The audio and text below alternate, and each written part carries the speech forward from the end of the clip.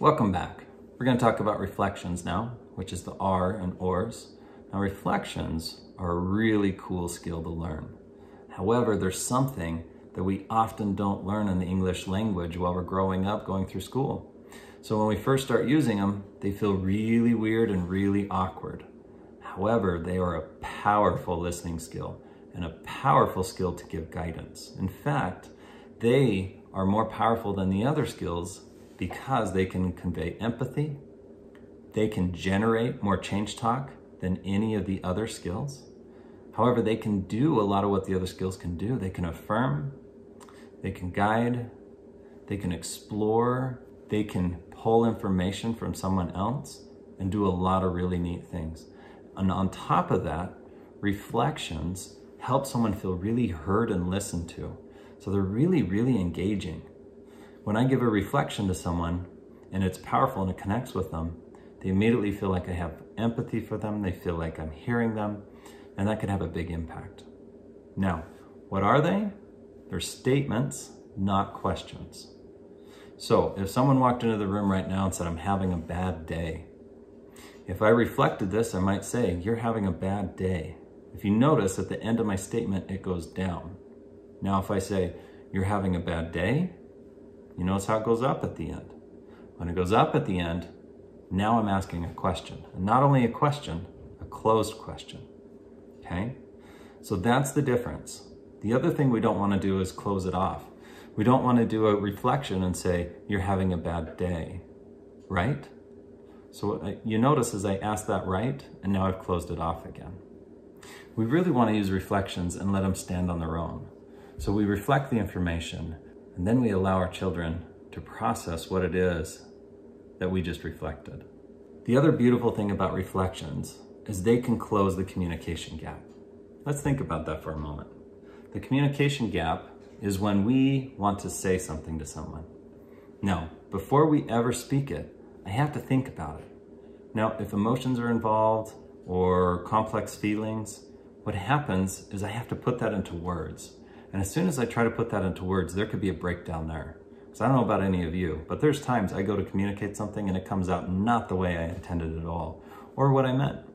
That happens. So there's a breakdown that happens from what our feelings, emotions, what we're trying to convey comes out in our words. Then the other person has to hear it. So there could be a breakdown there. Just from their listening skills, they may not hear everything. There could be noises, distractions, so they may not hear everything you're saying. So a breakdown there. Then once they hear what you say, then they have to interpret it. So they have to put your words through their own filters to give it meaning. And as soon as they do that, there is also another breakdown of communication. So communication can break down in all those different areas. That's why if you've ever been in arguments and then you find out that you totally misunderstood, that's why, because there could be a breakdown in all those different areas. So what a reflection does is we convey back the information that we've heard, and it can close that communication gap. All right, so reflections.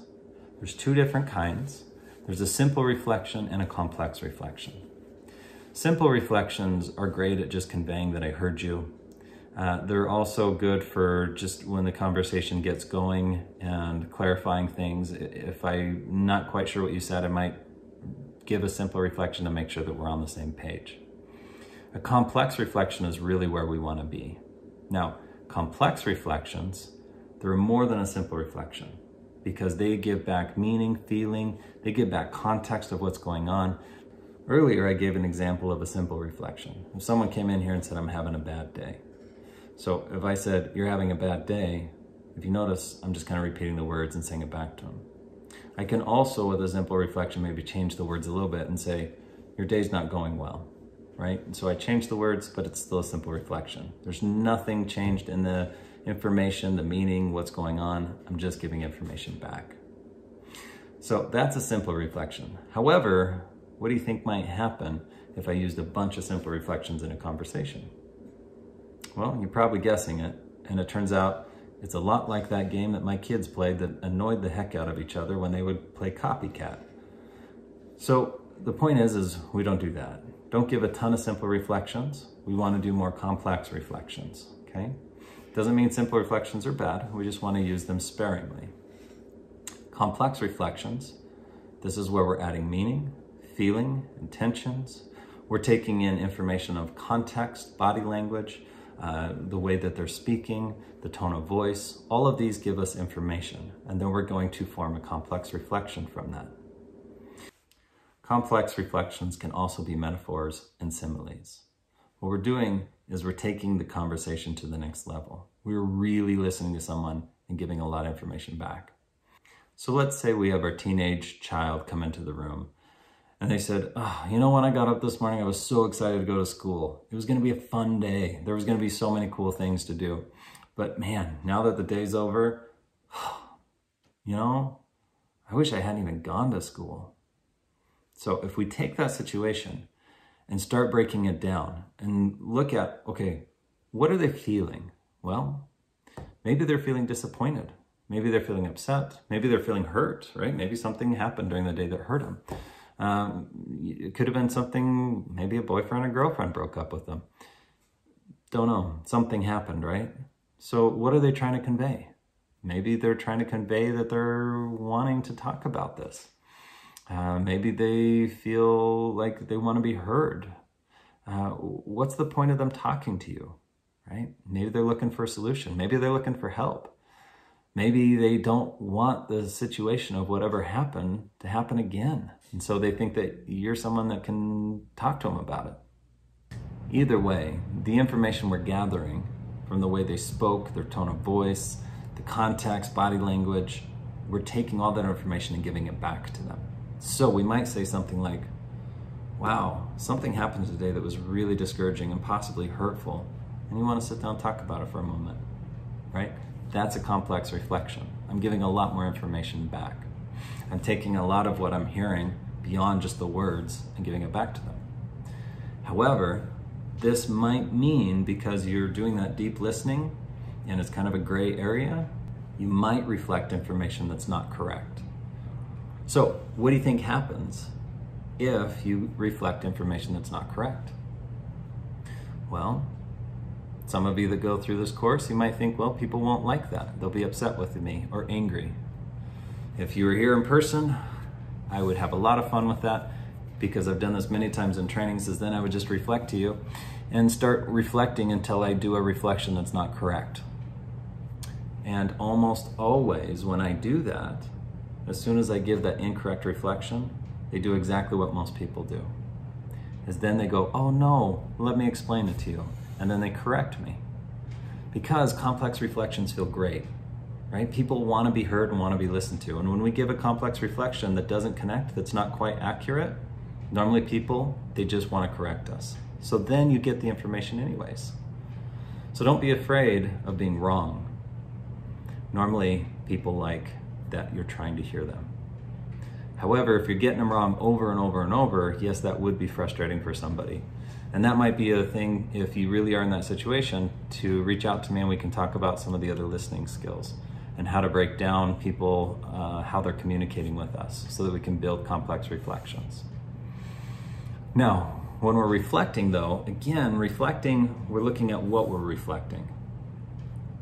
If you go back to talking about sustained talk and change talk, if the person's giving us more sustained talk, then more likely they're going to stay the same. If they're giving us more change talk, more likely they're going to move towards change.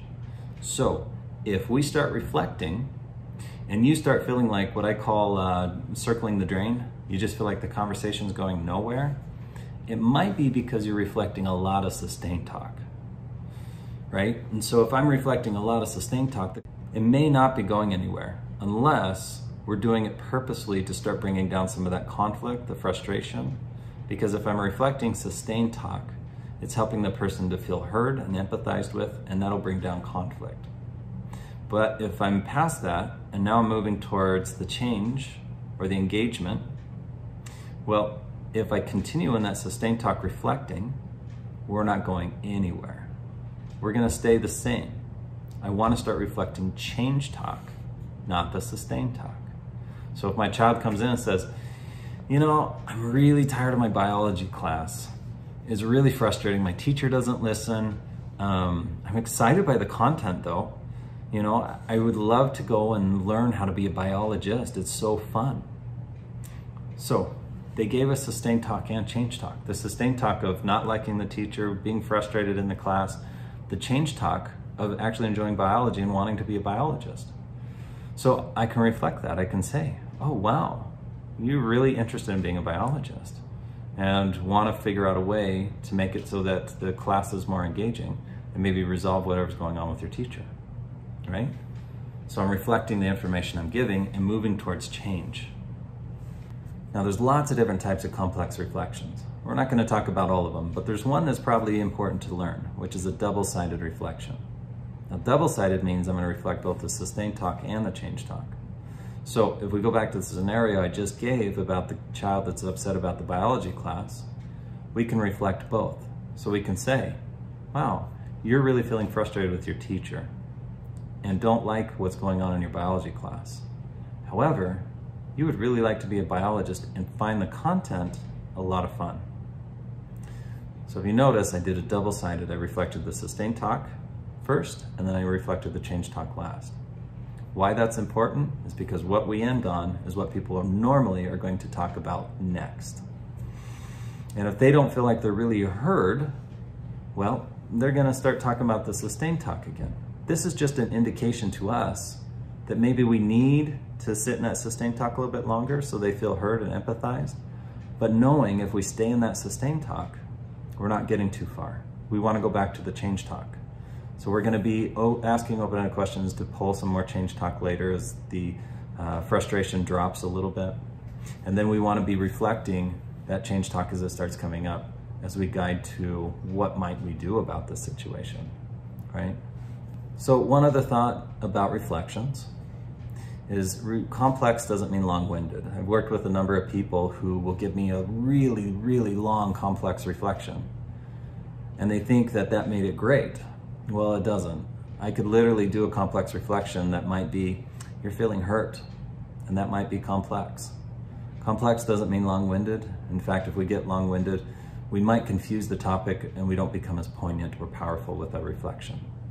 On the flip side, it doesn't mean it has to be short either. But we don't want to get really long-winded and lose the point. So if you're struggling to build reflections, a good way to do that is know what a reflection stem is. So reflection stems, often they can help you build a reflection if you start out your sentence using the stem. So in other words, some of the reflection stems are sounds like, you feel, you're wondering if, for you it's like. So when you go in to do a reflection and someone gives you information saying, you know, this homework stinks. I hate doing homework, right? We might be able to give a reflection starting with one of those. The first one, sounds like you don't like your homework, right? So the stem can help you build a reflection instead of turning it into a question. Now, like I identified at the beginning, reflections aren't normal. And I've had many people go through the training going, you know what, this is not something I'm going to do. But again, I would remind you that reflections can be a very powerful tool, and I wouldn't just throw it out. I would encourage you to give it a try and practice them. It's kind of like a situation I had one time. I had this gentleman going through one of our classes, and he was a great sport. I was talking about reflections, and then all of a sudden, during the reflection conversation, he said, you know, I don't have any use for these. Now, he was a nurse that worked in a medical facility. And I said, oh, okay. So it sounds like reflections is something that hasn't worked for you. He said, oh, yeah, no, they don't work, right? When I go and work with patients, they don't want that kind of stuff. They want someone that's real. And I said, okay, you found that when you worked with reflections with them, they felt disengaged from you and didn't feel like it actually worked. He said, right, you know, I've found many other skills to work better. I said, oh, okay, great. You found some really great skills. You know how to engage with your patients, and this just isn't the one that you want to use. At this point, I had people in the class laughing, right, chuckling under their breath. And I gave maybe one or two more reflections to what he said, and then all of a sudden he's like, oh my gosh, I get what you're doing, right? Because reflections can be powerful when we're using them effectively.